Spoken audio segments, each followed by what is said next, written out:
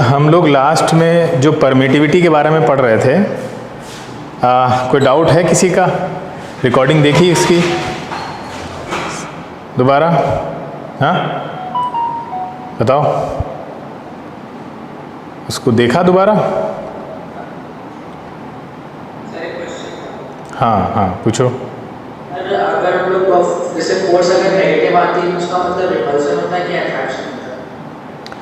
Force अगर negative आ रही है तो अट्रैक्शन होगा, क्योंकि दोनों जो चार्जेस हैं, एक प्लस होगा एक माइनस होगा, तभी तो मल्टीप्लाई होकर माइनस आ रही है। यस। प्लस तो हर केस में जब प्लस आएगी, अगर दोनों नेगेटिव हैं तब भी प्लस आएगी, दोनों पॉजिटिव हैं तब भी प्लस आएगी, तो दोनों ही केसेस में रिपल्शन होगा। तो सर कल वाले क्वेश्चन में सर जो सेकंड वाला क्वेश्चन था उसमें पॉजिटिव आई थी, तो इसका मतलब ये होगा कि पॉजिटिव और नेगेटिव के बीच में रिपल्सन हो रहा था। किसमें? सर जो कल नहीं तो कल हमने दो तरीके से आंसर निकाला था ना। हमने कहा नहीं था कि एक ये तो hit and trial method use कर रहे हो तुम, फिर जब हमने उसको सुपर पोजीशन वाले मेथड से निकाला था तब तो दोनों नेगेटिव बन गए थे, बीच वाला भी नेगेटिव था और कॉर्नर वाला भी नेगेटिव था, तो रिपल्शन हो रहा था, तो पॉजिटिव आंसर आया था। याद करिए जो हमने दूसरा मेथड से बताया था आपको, जिसमें हमने प्लस क्यू और माइनस क्यू मान लिया था, समझे? तो आंसर प्लस में आ रहा था वहाँ पे, तो रिपल्शन ही होगा ना, दोनों नेगेटिव थे।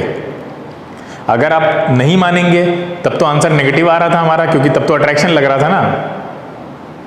ठीक है, प्रिंसिपल ऑफ सुपरपोजिशन यही कहता है कि फिर सारे जो चार्जेस हैं जो कॉर्नर पे सारे रखे हुए थे इक्वी डिस्टेंट पे, तो वो सब एक दूसरे के इफेक्ट को कैंसिल कर देंगे, नलीफाई कर देंगे, सुपरपोज हो जाएंगे, मतलब एक दूसरे पे, यानी एक दूसरे के इफेक्ट को ख़त्म कर देंगे।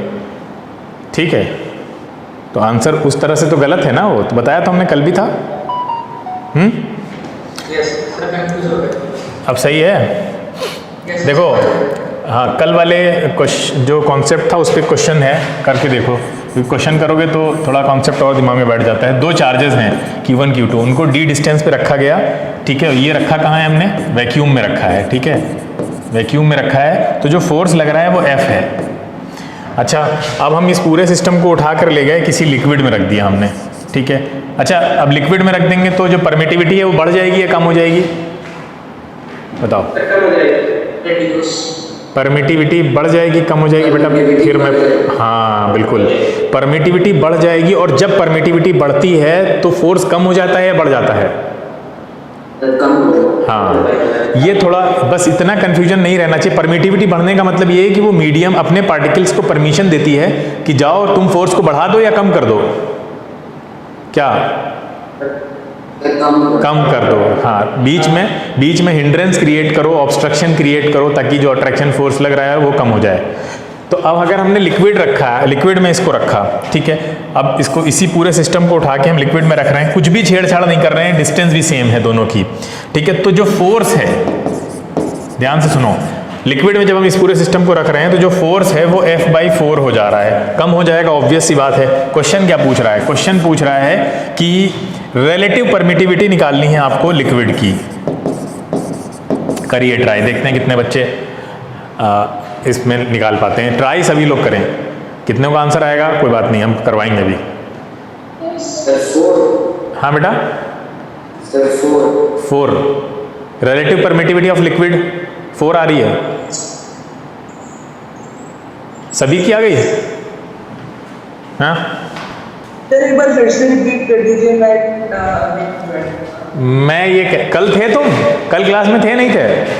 नहीं सर। नहीं थे ना, तो कोई चिल करो, फिर आराम से, काम डाउन, कोई चिंता करने की जरूरत नहीं आज की क्लास में तुमको। ठीक है, आराम से एंजॉय करो खाली। कल नहीं थे तो इसको रिपीट करके कोई फायदा नहीं होने वाला है। सर मैं वीडियो लेक्चर देखा था थोड़ा सा। अबे तो वीडियो लेक्चर कल वाला अपलोड ही नहीं हुआ है, देखा कहाँ से तुमने? तो सर कौन सा? तुमने परसों वाला देखा होगा। इसका मतलब तुम बहुत पुराने गायब हो रहे हो, यानी पहले कब आए, पिछली बार कब आए थे क्लास में तुम? सर छुट्टी पहले। हाँ तो बस ठीक है, फिर अभी तो एंजॉय करो। अभी तो दो लेक्चर हो चुके हैं इसके, 3 हो चुके हैं, चौथा है आज। हाँ, आया किसी का? जो लोग प्रेजेंट थे बस वही इसको समझ सकते हैं, जो प्रेजेंट नहीं थे उनके सर के ऊपर से जाएगा ये कॉन्सेप्ट। मैं बोल रहा हूँ कि इलेक्ट्रिसिटी वाला लेक्चर बिल्कुल मिस मत करिए। अगर आप एनी हाउ लाइव में नहीं कर पा रहे हैं, किसी वजह से कोई प्रॉब्लम आ रही है, तो आप रिकॉर्डिंग ज़रूर देखिए उसकी और लगातार देखते चलिए, क्योंकि हमें क्वेश्चन भी कराएंगे। क्वेश्चन नहीं होंगे तो कोई फ़ायदा नहीं, खाली कॉन्सेप्ट बगैर क्वेश्चन के आएगा ही नहीं।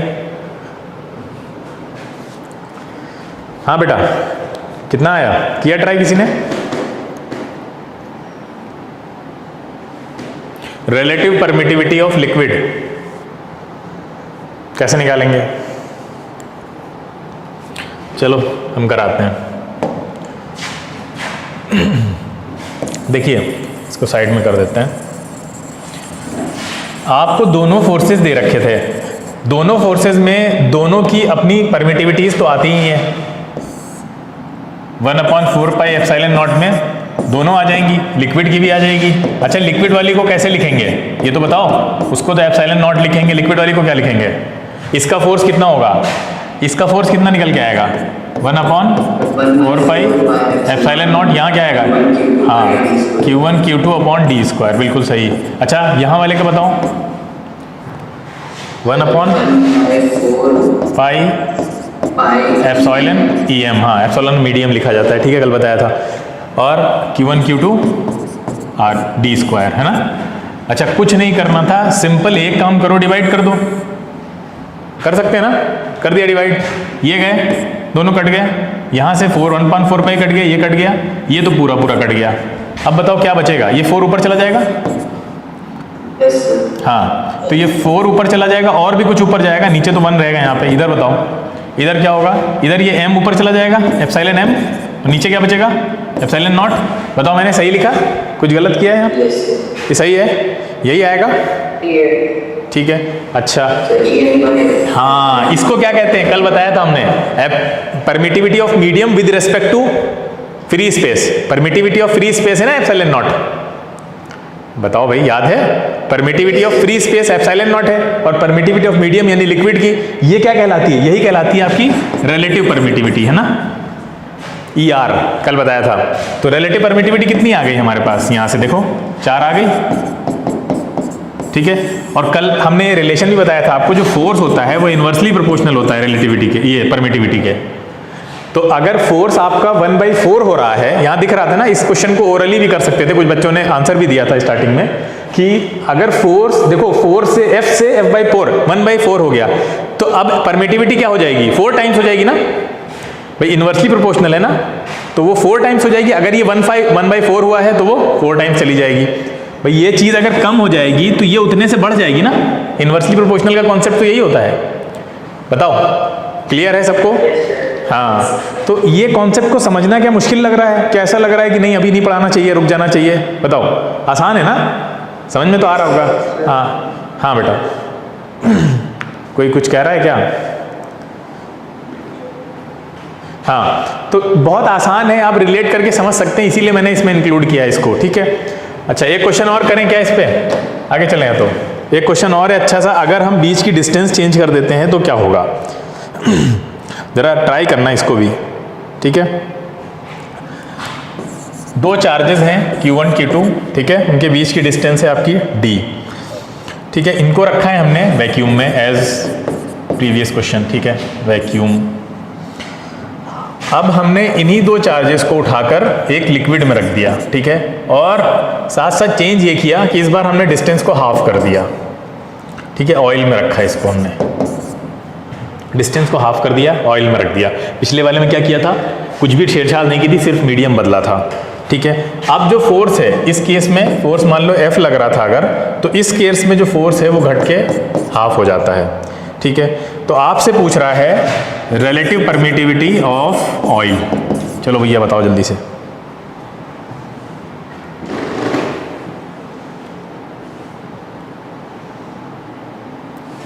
ट्राई कीजिए, रिलेटिव परमिटिविटी ऑफ ऑयल क्या हो? 8। कुछ बच्चों का बहुत जल्दी आंसर आया, देखते हैं अभी 8 है या नहीं है, बाकी लोग भी निकालें।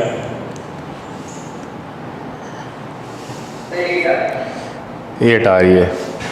चलिए ट्राई करते हैं हम लोग भी, देखते हैं करके। बिल्कुल वैसे ही लगेगा जैसे पहले किया था, ठीक है। यहाँ पे F कितना आ जाएगा? 1/4 पाई एप्सिलॉन नॉट, ऊपर क्या लिखें, सेम, ऊपर तो कुछ नहीं बदलना है, Q1 Q2 upon D square. अच्छा यहाँ पे क्या लिखना है हमें, यहाँ पे भी वही लिखना है 1/4 पाई एप्सिलॉन, यहाँ पे m हो जाएगा और Q1 Q2 अपॉन d/2 का होल स्क्वायर होगा अब यहाँ पे ना। अच्छा अब जब हम इसको कैंसिल करते हैं, डिवाइड कर देते हैं यहीं पे उठा के, तो ये f कैंसिल हो जाएगा, ये कैंसिल और ये पूरा यहाँ से कट जाएगा ये। अच्छा क्या बचेगा, 2 ऊपर चला जाएगा, नीचे 1 हो गया, इधर क्या बचेगा भाई एप्सिलॉन m ऊपर जाएगा, एप्सिलॉन नॉट नीचे आ जाएगा, इसमें कुछ बचेगा 1/4, तो 1/4 का क्या ऊपर होगा भाई, ये 1/4 बचेगा ना यहाँ पे 1/4, तो 4 तो ये यहाँ आ जाएगा पहले कूद के, बोलो हाँ, तो फिर ये इसका मतलब ये ऐसे होगा,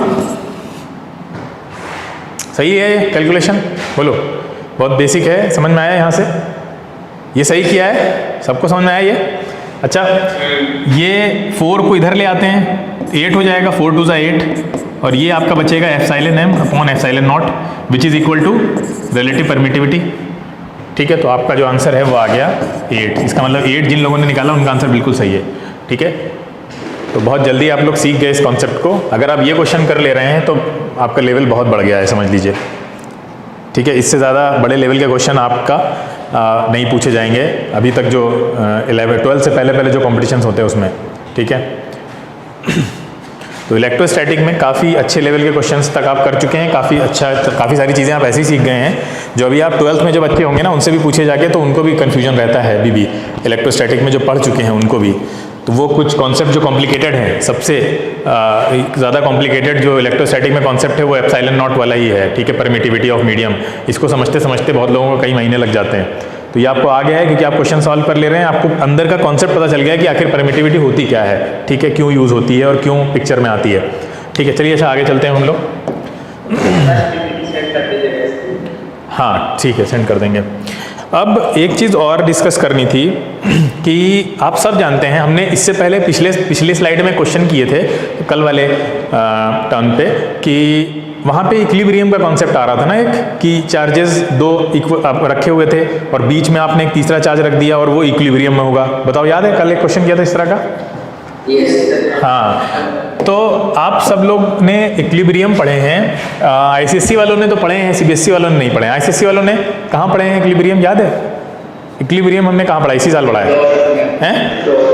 फोर्स में, हाँ फोर्स टॉर्क में 3 तरह के इक्विलिब्रियम पढ़ाए थे ना, बोलो। अरे याद नहीं आ रहा किसी को?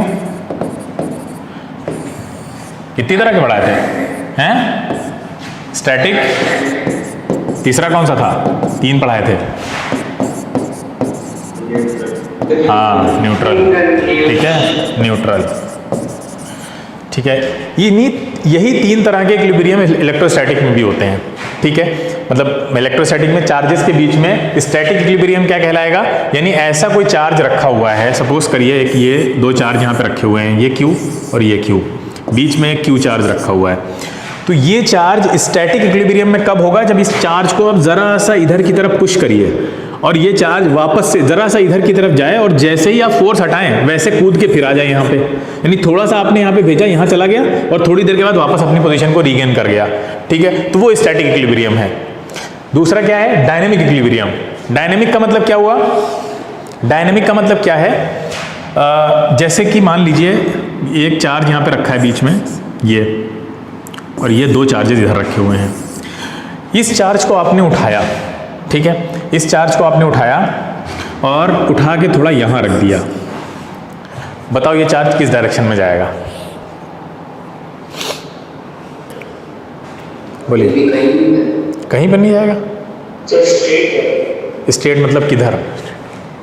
सर इन दोनों के नेट डायरेक्शन में। मतलब किधर भैया? ऊपर नीचे? ऊपर। अच्छा, यहाँ ऐसे जाएगा। रीज़न? ऊपर क्यों जाएगा?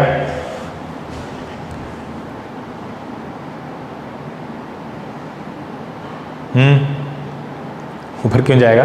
अरे भैया ऊपर इसलिए जाएगा, सही बताया, ऊपर जाएगा। देखो ये वाला जो चार्ज है उस पर ऐसे फोर्स लगाएगा, ऐसे ना, हाँ दूसरे वाला ऐसे लगाएगा। अब सोचो एक इधर भेजना चाह रहा है, इधर भेजना चाह रहा है, वो कहाँ जाएगा? इसका रिजल्टेंट में जाएगा ना, ये इधर भेजना चाह रहा है, ये इधर भेजना चाह रहा है, ठीक है, और दोनों वेक्टर हैं, तो इनका रिजल्टेंट यहाँ कहीं बनेगा बीच में। तो ये जो है, इसको प्रैक्टिकली भी आप किसी चीज़ को देख सकते हैं, कोई एक इधर भेजना चाह रहा है, इधर भेजना चाह रहा है, वो ना इधर जाएगा ना इधर जाएगा, कहाँ जाएगा, सीधा उठता चला जाएगा ऊपर। ठीक है, तो डायनामिक इक्विलिब्रियम हो गया। न्यूट्रल में क्या है, न्यूट्रल में ये होता है कि वो अपनी पोजीशन को ऐसे चेंज कर रहा है जो ना स्टैटिक लग रही है, यानी ना वापस आ रहा है और ना ही आगे जा रहा है, यानी बिल्कुल अपनी जो ओरिजिनल पोजीशन है उसी को रिपीट कर रहा है, उसको बोलते हैं न्यूट्रल। तो ये तीनों तरह के इक्विलिब्रियम आपके इलेक्ट्रोस्टैटिक में भी होते हैं। ठीक है, इसको याद रखिएगा।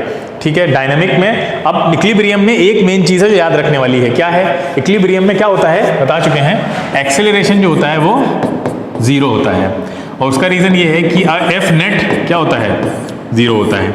कोई भी फोर्स अप्लाई नहीं हो रहा होगा। इसका मतलब ये है कि डायनामिक इक्विलिब्रियम में अगर कोई है मूव कर रहा है तो वो कैसे मूव कर रहा होगा, कांस्टेंट,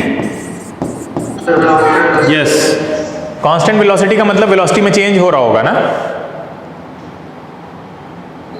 नहीं हो रहा होगा। कांस्टेंट वेलोसिटी का मतलब ये वेलोसिटी चेंज नहीं हो रही है, जब वेलोसिटी चेंज नहीं होती है तो एक्सेलरेशन क्या होता है, कैसा होता है, 0 होता है। ठीक है, और फोर्स भी 0 होगा। स्टैटिक में आपको पता ही है, स्टैटिक है, स्टैटिक में तो कुछ सोचना ही नहीं है। तो स्टैटिक में वेलोसिटी कैसी होगी, बोलो, अरे ऐसी होगी वेलोसिटी कैसी, हाँ, यहाँ वेलोसिटी 0 होगी। ठीक है, क्लियर है।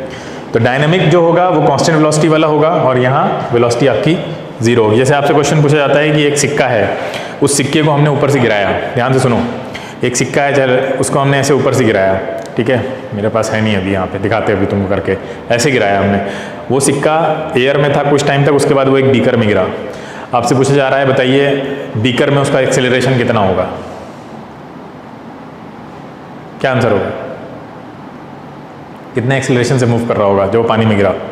पानी से बाहर तो बता दोगे ना, पानी से बाहर कितने एक्सेलरेशन से मूव करेगा,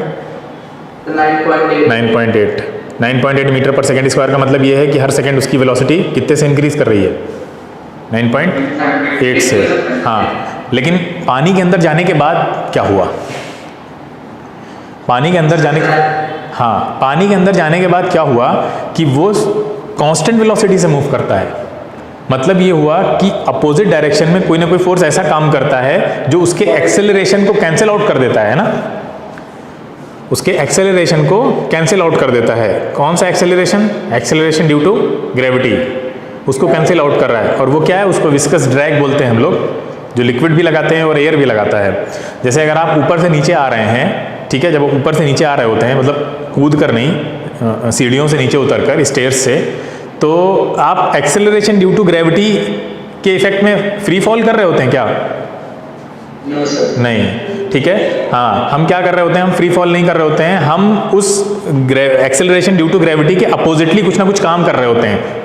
क्यों काम कर रहे होते हैं, क्योंकि हमको फ्री फॉल में नहीं गिरना होता है, हम अपने हिसाब से नीचे उतरना चाहते हैं। जब आप अपने हिसाब से नीचे उतरना चाहेंगे तो आपको कुछ ना कुछ फोर्स अपोजिट डायरेक्शन में लगाना पड़ेगा उस एक्सेलरेशन ड्यू टू ग्रेविटी को मैनेज करने के लिए, ठीक है, उसको मैनेज करने के लिए लगाना पड़ेगा। यानी आप नहीं चाहते हैं कि आप 9.8 मीटर पर सेकंड स्क्वायर से नीचे आएँ, आप अपने हिसाब से नीचे आना चाहते हैं, तो अपने हिसाब से जब भी नीचे आएंगे तो आपको कोई ना कोई इधर से अपोजिट फोर्स लगाना पड़ेगा उसको बैलेंस करने के लिए।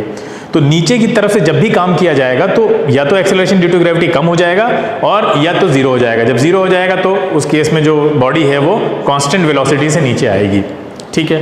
चलिए आगे चलते हैं। अच्छा हाँ, एक चीज़ और है, हाँ,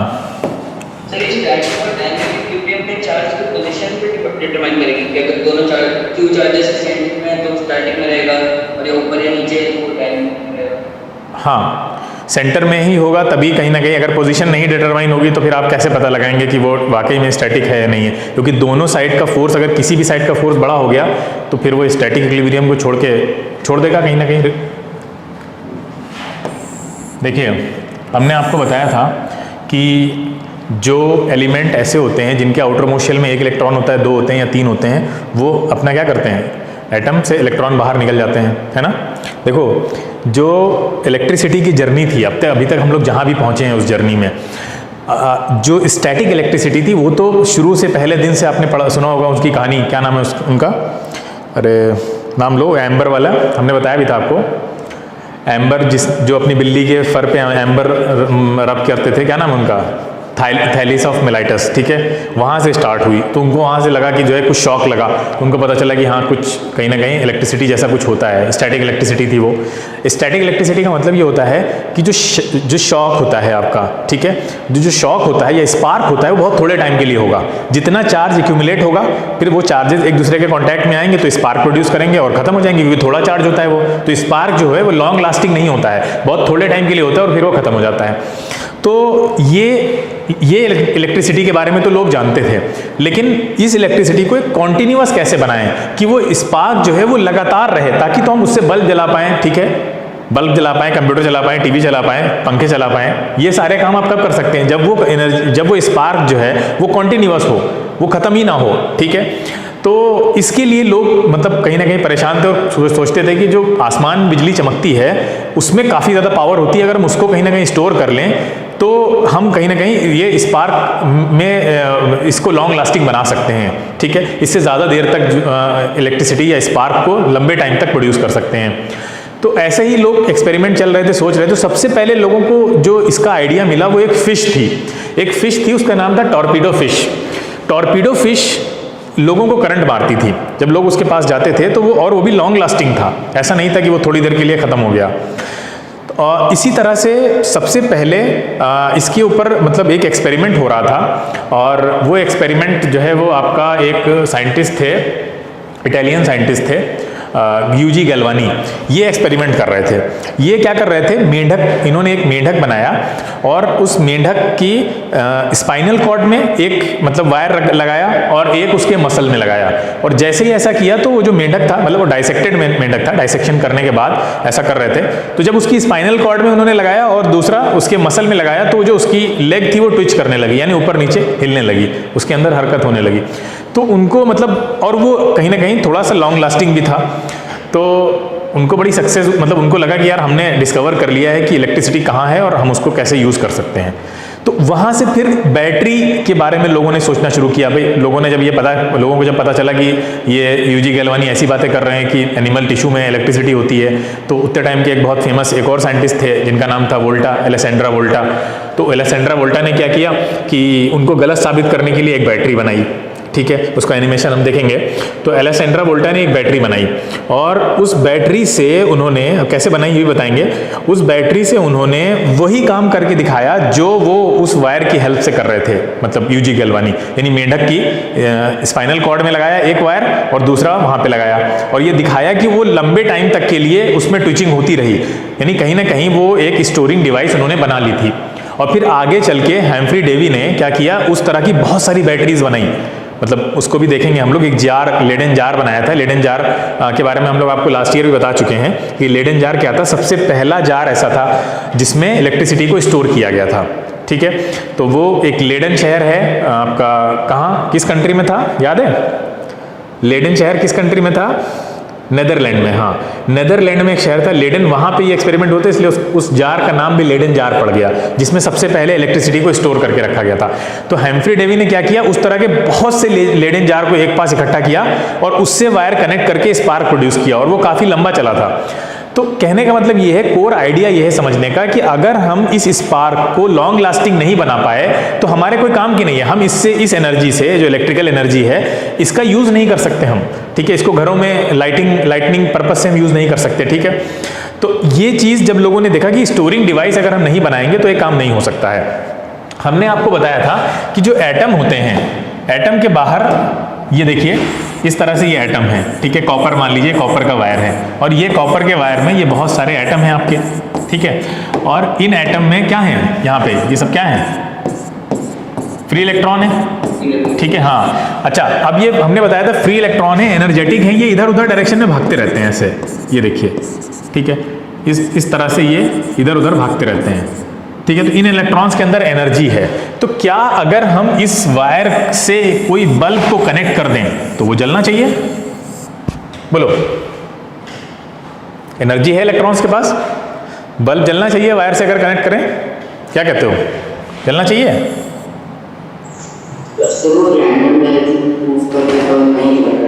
रैंडम डायरेक्शन में मूव करने की वजह से क्या नुकसान है?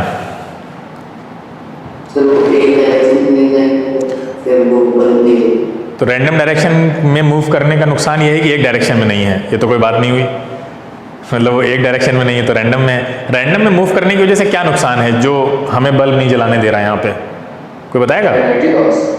हाँ, एनर्जी लॉस, बिल्कुल वो, हाँ बिल्कुल वो एनर्जी लॉस करे दे रहे हैं, एक दूसरे अलग अलग डायरेक्शन में मूव करके एक दूसरे के इफेक्ट को कैंसिल आउट कर दे रहे हैं।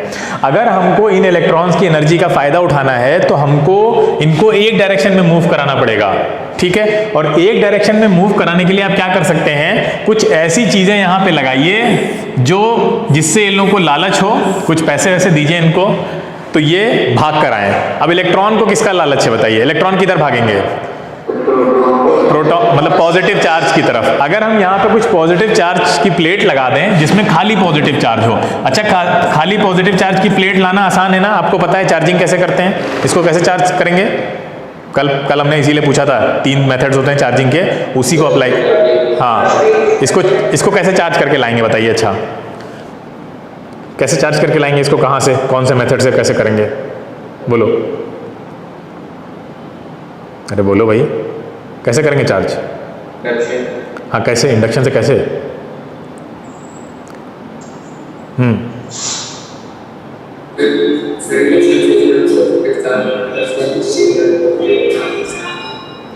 ये कहीं ना कहीं पहले न्यूट्रल रही होगी, बोलो, ये कोई न्यूट्रल रही होगी। न्यूट्रल का मतलब क्या है, उसमें क्या होगा, पॉजिटिव भी होगा और नेगेटिव भी होगा, ऐसे रहा होगा ना पहले ये प्लेट, बोलो ऐसे रही होगी जिसमें पॉजिटिव नेगेटिव सब रहा होगा। अब आपने क्या किया, इस पॉजिटिव चार्ज प्लेट बनानी थी आपको, आप इसके पास क्या लेकर आइए, एक और पॉजिटिव चार्ज प्लेट लेकर आइए। देखो सुनो ध्यान से, ठीक है, यहाँ पे आप पॉजिटिव चार्ज प्लेट लेकर आए, जैसे ही आप यहाँ पे पॉजिटिव चार्ज प्लेट लेकर आएंगे तो ध्यान से देखिएगा क्या होने वाला है, अंदर जो इलेक्ट्रॉन है वो इसके पास आ जाएंगे, इसके इन्फ्लुएंस में कुछ ऐसा बन जाएगा फिगर, क्या बोलो, ये सही है? हाँ, लेकिन अभी भी ये पॉजिटिवली चार्ज बनी नहीं है, अभी भी इलेक्ट्रॉन इसके अंदर मौजूद है। आपको ऐसा चाहिए जिसमें खाली प्लस प्लस हो, खाली पॉजिटिव चार्ज हो। अब आप क्या करेंगे, इसको यहीं पे रखिए, कुछ मत करिए, यहां से अर्थिंग कर दीजिए। जैसे ही अर्थिंग करेंगे ये जो एक्सेस इलेक्ट्रॉन है ये क्या करेंगे, ये कहाँ चले जाएंगे, अर्थ में, बोलो चले जाएंगे, अर्थ में चले जाएंगे। अब जब ये जैसे ही ये अर्थ में जाएंगे तो अंदर का जो कॉन्फ़िगरेशन है वो बदल जाएगा, क्या हो जाएगा, अंदर सिर्फ और सिर्फ क्या रह जाएगा, पॉजिटिव चार्ज रह जाएगा, बोलो क्लियर है? अब आप अर्थिंग को हटा दीजिए, अर्थिंग हटा दी हमने, बन गई पॉजिटिव चार्ज प्लेट, बोलो बस। अब इसको भी हटा दीजिए आप, अब आप इसको भी हटा दीजिए, अब सब हटा दीजिए आप, खत्म। हाँ डाउट है, पूछो पूछो।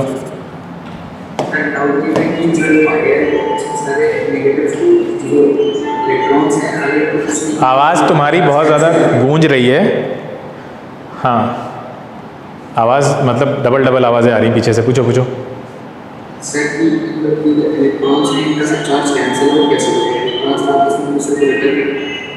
इलेक्ट्रॉन का चार्ज कैंसिल कैसे हो गया, कैंसिल किससे हुआ, कैंसिल किससे हुआ? जिसको इनका क्वेश्चन समझ में आ रहा हो वो मुझसे पूछ ले, क्योंकि इनकी आवाज़ सही नहीं आ रही है। किसी बच्चे को इनका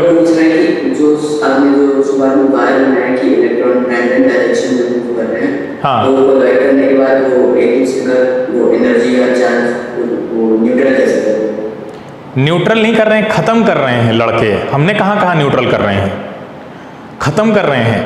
अभी एक कमरे के अंदर बच्चों को दौड़ाइए आप, तो क्या होगा, एक दूसरे से लड़ के थोड़ी देर बाद उनकी एनर्जी खत्म हो जाएगी, नहीं खत्म हो जाएगी?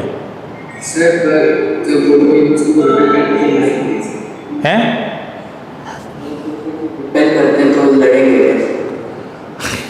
रिपेल करते हैं, लेकिन एक अंदर इनक्लोज्ड है ना, तो लड़ना ही पड़ेगा ना उनको, वो कहीं और ज़्यादा दूर जा नहीं सकते ना। ऐसी जगह पे हैं जहाँ पे बहुत से एटम्स हैं और बहुत से, सिर्फ इलेक्ट्रॉन से ही नहीं लड़ रहे हैं, पॉजिटिव चार्ज से भी लड़ रहे हैं। मतलब सिर्फ इलेक्ट्रॉन से ही नहीं लड़ रहे हैं, ये जो पॉजिटिव चार्ज है इससे भी लड़ रहे हैं। ये फिर रास्ते में जो कोई भी आएगा उससे टकराएंगे ना। आप खुद ही सोचिए, आपको हम एक कमरे में बंद कर दें, वहाँ पे काफ़ी लोग हों, आप उनसे नफरत करते हों और आपसे कहा जाए दौड़ो, और ऐसे दौड़ना है कि उनसे लड़ना भी नहीं है, क्या ये पॉसिबल है? बोलो, पॉसिबल है? नहीं पॉसिबल है। लड़ेंगे ना आप चाहे उनसे जितनी नफरत करते हो, आप उनके पास जाना नहीं चाहते हैं, लेकिन अगर हम दौड़ा रहे हैं दोनों को और एक लिमिटेड रूम है, लिमिटेड एरिया है, तो आप लड़ेंगे, लड़ना ही है, ठीक है। जो कोलिजन है वो तो होने ही होने हैं। तो यहाँ पे भी वही चीज़ हो रही है। ये सिर्फ इलेक्ट्रॉन से नहीं लड़ रहे हैं, तो इनसे भी लड़ रहे होंगे ना, जो पॉजिटिव आयंस जो हैं आसपास, जिनसे ये बाहर निकल आए हैं। क्लियर है? कोई फ्री स्पेस नहीं है ना बेटा। फ्री स्पेस होता तो भाग जाते, फिर तो आसान आराम थी उनको, वो जिधर जाना चाहते उधर जाते हैं। तो फ्री स्पेस नहीं है।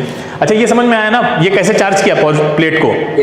हाँ, अब ये प्लेट हमने यहाँ लगा दी लाके। अब सोचो जब ये प्लेट यहाँ लगा दोगे तो ये इलेक्ट्रॉन अब इसकी चाहत में इधर भागेंगे, अट्रैक्शन होगा। बोलो, अब इनकी डायरेक्शन कुछ इधर हो जाएगी, ये देखो ऐसे। अब ये रैंडम नहीं रही, अब एक डायरेक्शन में हो गई। अब ये इस डायरेक्शन में भागने की कोशिश करेंगे। अगर आप चाहते हैं कि इनकी स्पीड और बढ़ जाए और ये और जो भी थोड़े बहुत इधर उधर हैं वो सब इधर जाने लगे और बहुत तेजी से जाने लगे, तो आप इधर कुछ ऐसा लगा दो जिससे ये भागें। इधर क्या लगाए हम? उधर हम नेगेटिवली प्लेट लगा देते हैं। हाँ, तो इधर हम क्या करते हैं कि उठा के आपका नेगेटिव प्लेट को लगा देते हैं यहाँ पे। ये देखिए, तो अब नेगेटिव प्लेट इनको इधर पुश करेगी, पॉजिटिव प्लेट उधर से खींचेगी। तो ये अब एक डायरेक्शन में मजबूर हो गए चलने के लिए। अब ये स्ट्रेट लाइन में चलेंगे, ठीक है। लेकिन होगा क्या? अब ये स्ट्रेट लाइन क्या हो जाएगा? हाँ, तो हाँ ठीक है, लेकिन अभी हम इतना ही समझ रहे हैं। अभी फिलहाल हम इतना ही समझ रहे हैं ना कि इनको सीधा मूव कराने के लिए क्या चीज़ ज़रूरी है। उसके लिए हम इतना तो समझ गए ना, बेसिक आइडिया तो हमें मिल गया कि यहाँ पॉजिटिव प्लेट चाहिए, यहाँ नेगेटिव प्लेट चाहिए। किस प्लेट? किस प्लेट? किस प्लेट के? ये वाली? इसके इलेक्ट्रॉन कहाँ नहीं जाएंगे? अंदर? प्लेट के इलेक्ट्रॉन अंदर नहीं घुस जाएंगे, ये कह रहे हो ना? नहीं, तो प्लेट के इलेक्ट्रॉन्स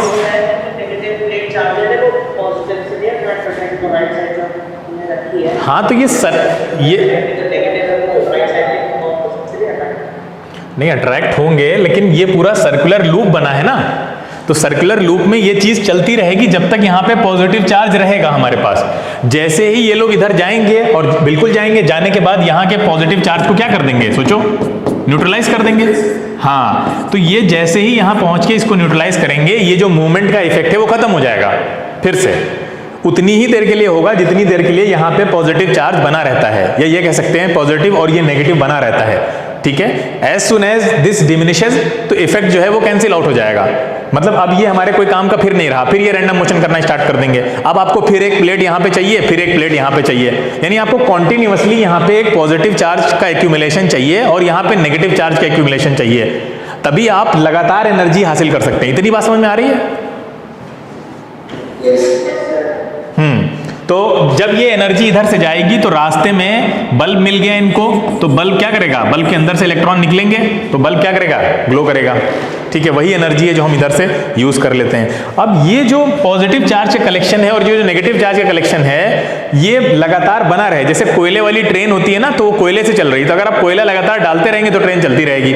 अगर कोयला डालना बंद कर दिया आपने तो थोड़ी दूर जाके सारा जो इंजन फ्यूल है वो खत्म हो जाएगा और वो ट्रेन क्या हो जाएगी? रुक जाएगी। तो यहाँ पे भी यही काम है। ये फ्यूल है, ये फ्यूल का काम कर रहे हैं, ये पॉजिटिव चार्ज और ये नेगेटिव चार्ज, ये फ्यूल का काम कर रहे हैं। अगर ये दोनों को आप लगातार भरते रहें तो ये आपकी जो बैटरी है वो मतलब ये जो आपकी सर्किट है वो पूरा हो जाएगा और ये लगातार यहाँ से इलेक्ट्रॉन मूव करते रहेंगे और रास्ते में आप जो भी अप्लायंसेस लगाएंगे वो उसकी एनर्जी को, इलेक्ट्रॉन की एनर्जी को उसकी मदद से आप जला सकते हैं, चला सकते हैं, ठीक है। तो इस चीज को परमानेंट करने के लिए ही बैटरीज आई। जो बैटरी बनाई गई हैं उसका काम ही यही होता है कि वो उसके अंदर लगातार केमिकल रिएक्शंस चलती रहती हैं और वो केमिकल रिएक्शंस क्या करती हैं? दो पोल्स बनाती हैं, दो पोल्स बनाती रहेंगी लगातार, जो पोल्स हमको चाहिए। जैसे ये देखिए यहाँ पे, ये इस बैटरी के अंदर लगातार यहाँ पे केमिकल रिएक्शंस चल रही हैं। यहाँ पे ये सब केमिकल रिएक्शंस चल रही हैं और ये केमिकल रिएक्शंस क्या कर रही हैं? यहाँ पे एक साइड पे पॉजिटिव को बना रही हैं, बिल्ड कर रही हैं, और दूसरी साइड को कैसा? नेगेटिव को, लगातार, ठीक है। जैसे ये इधर से ऐसे यहाँ पे बैटरी से जोड़ दिया गया, ध्यान से सुनो, ठीक है, वायर से। अब वायर में क्या हो रहा है? इलेक्ट्रॉन कहाँ से कहाँ चलेंगे? इधर से भागेंगे ना इलेक्ट्रॉन, इधर से भागेंगे, बोलो, ये ये इलेक्ट्रॉन इधर से चलेंगे ऐसे, और इधर से आके ऐसे क्या करेंगे, इसको न्यूट्रलाइज कर देंगे। अरे क्लियर है ना, जब जहाँ ज़्यादा है वहीं से चलेंगे ना इधर की तरफ, अट्रैक्ट होंगे और इसको क्या कर देंगे, फिर न्यूट्रलाइज कर देंगे, फिर न्यूट्रलाइज करेंगे। अब इलेक्ट्रॉन यहाँ आ चुके हैं, सपोज करो एक मतलब साइकिल के बाद इलेक्ट्रॉन यहाँ आ गए हैं सारे, बहुत सारे। अब ये जितने इलेक्ट्रॉन यहाँ आए हैं जिन्होंने आके इसको न्यूट्रलाइज किया है, बैटरी क्या करेगी, बैटरी को इन सारे इलेक्ट्रॉन को पुश करके कहाँ लाना है, वापस फिर यहाँ पे लाना है, यहाँ पे, ताकि नेगेटिव चार्ज यहाँ पे फिर बन सके। अब ये जो बैटरी इसमें काम करती है इसको इधर लाने के लिए, यही आपका क्या कहलाता है, पोटेंशियल कहलाता है, पोटेंशियल डिफरेंस है, जिसको अभी हम लोग पढ़ेंगे। तो बेसिक आइडिया जो बैटरी का था वो यही है कि हमें एक पॉजिटिव और एक नेगेटिव प्लेट चाहिए ताकि हम इलेक्ट्रॉन्स को इसके अंदर जो फ्री इलेक्ट्रॉन्स हैं उनको एक डायरेक्शन में मूव करा सकें। ये बात समझ में आ रही है सबको, इसमें अभी कोई डाउट है किसी को? बाकी आगे की चीज़ें तो भी हमें आगे देखनी है, समझ गए? अच्छा एक बात बताओ, हाँ बोल, वो अभी आगे देखेंगे, तो हमने आगे की चीज़ बता दी, अभी हम लोग आगे उसको देखने वाले हैं। अच्छा एक चीज़ देखिए कि जब हमने इसको बैटरी से कनेक्ट किया, तो बैटरी से जब हम इसको कनेक्ट कर रहे हैं तो सपोज करिए ये पॉजिटिव टर्मिनल है, ये नेगेटिव टर्मिनल है बैटरी का, तो ये पॉजिटिव है, ये नेगेटिव टर्मिनल है। आपको पता है कि बैटरी में ये जो इलेक्ट्रॉन फ्लो कर रहे हैं वो इधर से ऐसे जाएंगे। ये बताओ भाई में दो पोल्स बन गए हैं, दो चार्जेस हैं, इधर चार्जेस का एक्यूमुलेशन हो गया, इधर भी हो गया, इन चार्जेस की इलेक्ट्रिक फील्ड होगी नहीं होगी? भाई चार्जेस हैं, इलेक्ट्रिक फील्ड होगी ना? हाँ, डायरेक्शन क्या होगी,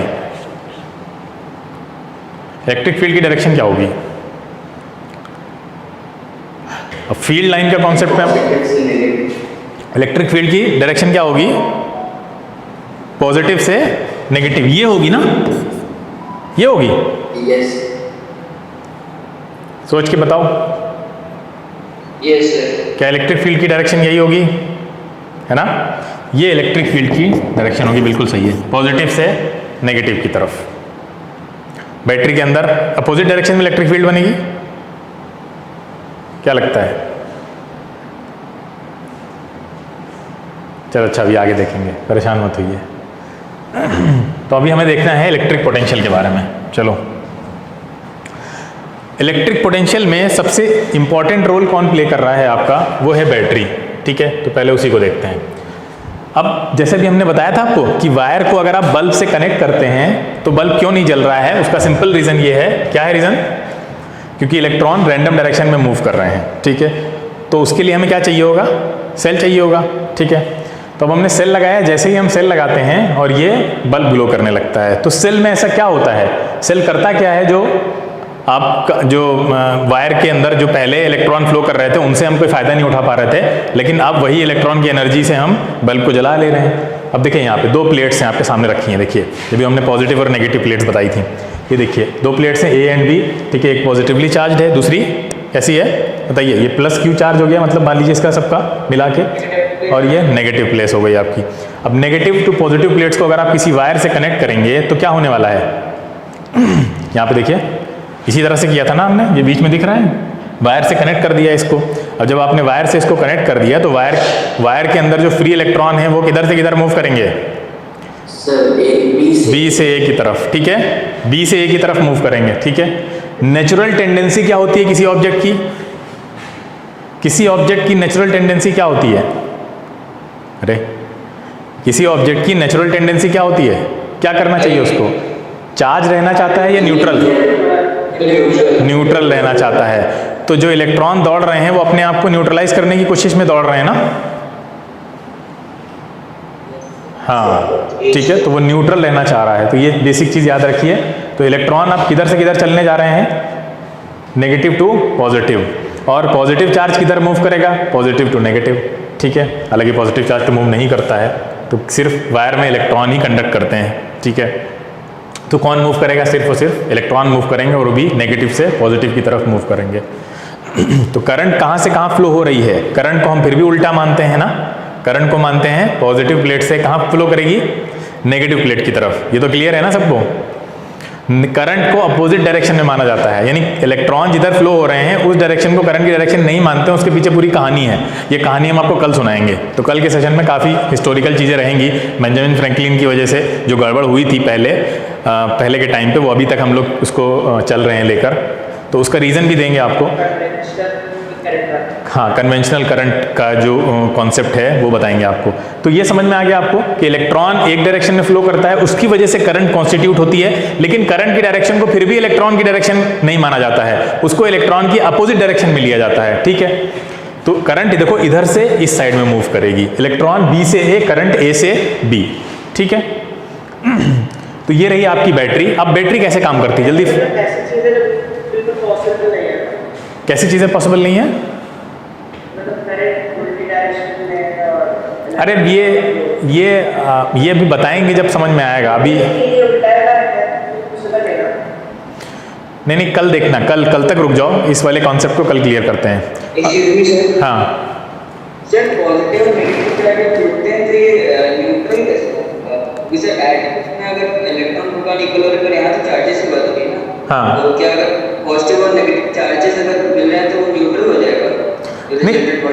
नहीं, यहाँ एज अ होल एटम की ही बात हो रही है, एज अ होल एटम की ही बात हो रही है ना। वो वहाँ देखो, electron atom to atom move करता है। इलेक्ट्रॉन जब अंदर मूव करता है, हम आपको दिखाएंगे इलेक्ट्रॉन अंदर वायर में कैसे मूव करता है। वायर में इलेक्ट्रॉन ऐसे मूव करता है। ये एटम है, एटम का ये फ्री इलेक्ट्रॉन है, ये दूसरे एटम है, ठीक है, ये तीसरा एटम है, ये चौथा एटम है, ये पांचवा एटम है। तो ये जो फ्री इलेक्ट्रॉन है ये कूद के इसके ऊपर चला जाता है। क्यों? क्योंकि इसका फ्री इलेक्ट्रॉन आगे जा चुका है। फिर ये इलेक्ट्रॉन इस पे इसलिए गया है क्योंकि इसका फ्री इलेक्ट्रॉन आगे जा चुका है। तो ये एटम टू एटम ही इलेक्ट्रॉन मूव करता हुआ आगे जाता है। ठीक है, तो वो इसी सेंस में वहां पे बोला गया है न्यूट्रलाइजेशन वाला कॉन्सेप्ट। ये देखिए इलेक्ट्रॉन, हाँ हाँ, अगर सिर्फ चार्जेस हैं, कोई एटम है तो वो भी तो एक दूसरे से मिलेंगे तो एक दूसरे के इफेक्ट को न्यूट्रलाइज कर देंगे अल्टीमेटली। चाहे वो पॉइंट चार्जेस हो, चाहे वो बॉडी हो, एक्सटेंडेड बॉडी ऑब्जेक्ट हो, उससे क्या फर्क पड़ता है। अगर कोई सिंगल चार्ज भी है, पॉइंट चार्ज भी, वो भी दोनों अगर पॉजिटिव नेगेटिव हैं तो अल्टीमेटली एक दूसरे से मिलकर क्या करेंगे, एक दूसरे के इफेक्ट को न्यूट्रलाइज करेंगे। नहीं, यहाँ देखिए दो प्लेट्स हो गई आपकी, पॉजिटिव नेगेटिव। आगे देखिए केमिकल रिएक्शंस हमने बताया था सेल के अंदर होती हैं। अब ये देखिए कुछ इस तरह से केमिकल रिएक्शंस हो रही हैं। ठीक है, यहाँ पे पॉजिटिव चार्जेस को अलग करके नेगेटिव चार्जेस को एक साइड पे कर दिया गया, और इसमें जो वर्क किया जा रहा है, ठीक है, इसी की वजह से पोटेंशियल डिफरेंस क्रिएट हो रहा है। ये जो बैटरी वर्क कर रही है ना, पॉजिटिव को अलग करना, नेगेटिव को अलग करना, तो यही आपका क्या कहलाता है, पोटेंशियल डिफरेंस। ये देखिए इस तरह से, ये ठीक है। तो ये इस तरह से आपकी बैटरी तैयार हो गई। ये बहुत ज़्यादा बेसिक डायग्राम है बैटरी का। बैटरी तैयार हो गई आपकी, और बैटरी में ये काम कौन करता है ये आपको नेक्स्ट टर्न पे बताएंगे हम। बैटरी के अंदर ये काम कौन करता है, मेटल प्लेट करती है या इलेक्ट्रोलाइट करता है, कौन करता है। ये देखिए आपका जो इलेक्ट्रॉन्स हैं वो इस तरह से मूव करेंगे। ये दिखा, फिर से देखिए। और करंट को हम लोग उल्टा मान लेते हैं, करंट ऐसे मूव कर रही है। इसमें लेना है किस पे,